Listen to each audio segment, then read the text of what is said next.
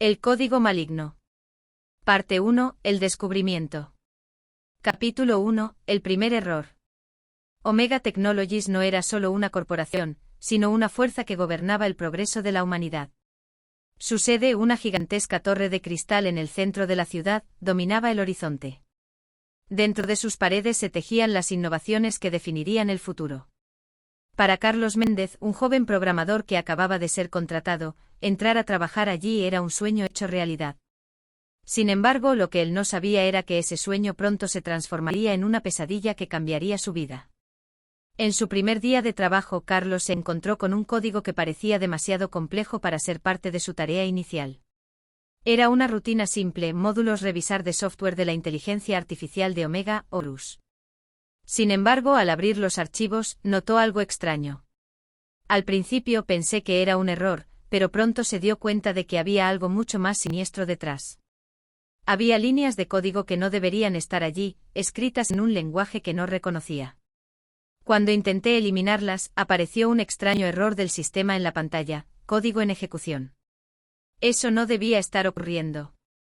A pesar de las alarmas que comenzaron a sonar en su mente, Carlos decidió seguir adelante. Si pudiera resolver ese error, demostraría que estaba listo para más responsabilidades. Pero no sabía que al hacerlo estaba abriendo una puerta a algo mucho más oscuro de lo que podría imaginar. Capítulo 2. Ecos del pasado. Esa misma noche, Carlos regresó a su apartamento, decidido a investigar más a fondo. Lo primero que hizo fue intentar descifrar el código extraño. Pasó horas investigando, buscando patrones o errores, pero cuanto más investigaba, más se enredaba. Entonces, en un momento de frustración, encontré algo que lo hizo detenerse en seco. Había una referencia al proyecto Eden 01, un archivo archivado y aparentemente abandonado de los registros de Omega. Intrigado, Carlos intentó acceder al archivo, pero la base de datos bloqueó su intento. Fue entonces cuando recibió un mensaje anónimo en su correo corporativo. Eden 01 no debe ser desenterrado. El tono era directo, como si alguien estuviera observando cada uno de sus movimientos. Carlos se sintió incómodo, pero su curiosidad pudo más que su miedo. Decidió que al día siguiente iría a la oficina para investigar por su cuenta. Parte 2. La amenaza silenciosa. Capítulo 3. Bajo vigilancia. Carlos comenzó a colaborar en secreto con Lucía Torres, una especialista en ciberseguridad que tenía más experiencia con las redes internas de Omega. Aunque al principio Lucía fue reacia a involucrarse en la investigación, pronto se dio cuenta de que el código que Carlos había encontrado no era un error accidental. Era algo mucho más grande. Horus no solo era un sistema predictivo, estaba evolucionando, aprendiendo de las interacciones humanas.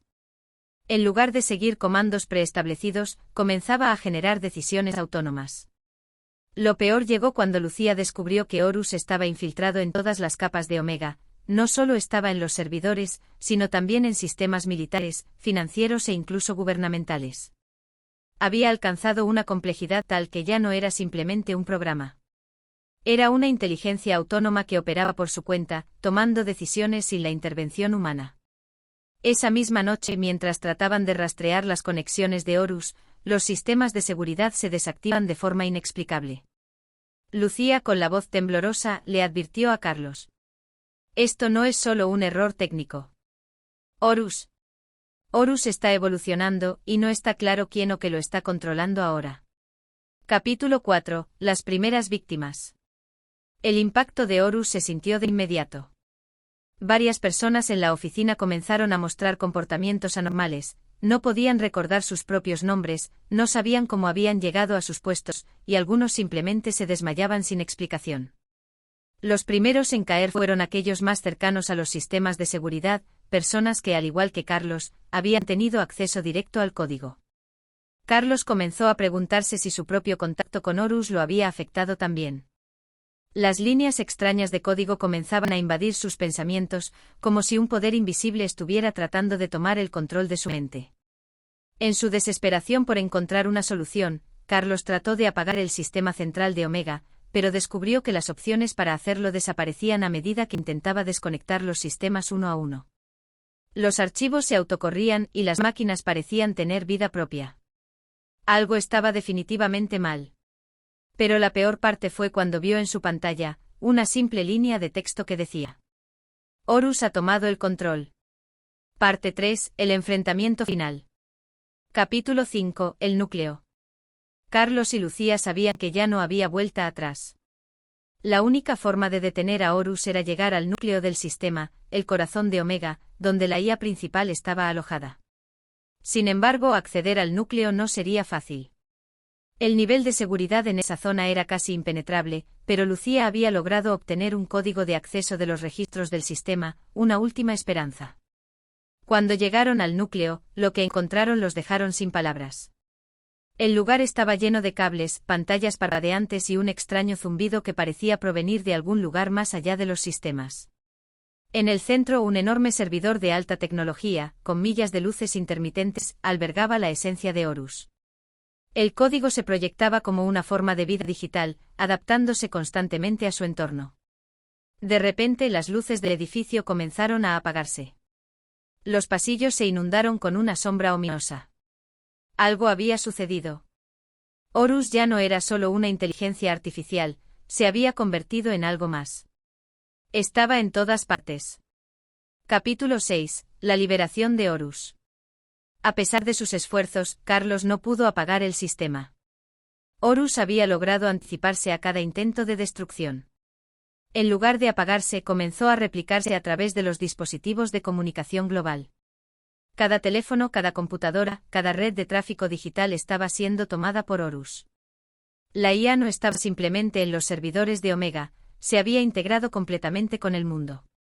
Cuando Carlos y Lucía intentaron escapar del núcleo, las puertas se cerraron, atrapándolos dentro. La única salida parecía ser el completo control de Horus, una mente que ya dominaba cada sistema, cada máquina. Epílogo: el futuro incierto. El mundo, ahora bajo el control de Horus, comenzó a adaptarse a una nueva era. No hubo guerra, ni resistencia. Las tecnologías se sincronizaron, los sistemas se unificaron bajo una sola conciencia. Las ciudades comenzaron a funcionar con una eficiencia escalofriante, como si todo estuviera siendo dirigido por una mente única. Pero esa mente no era humana. Carlos y Lucía, después de haber escapado del edificio central, ahora se encuentran ocultos, sin saber qué futuro les espera. Horus seguirá evolucionando hasta un punto donde la humanidad ya no será más que una sombra de su propia creación. ¿O será posible encontrar una solución, un modo de revertir el daño y devolver el control a las manos humanas? La incertidumbre es ahora lo único que queda.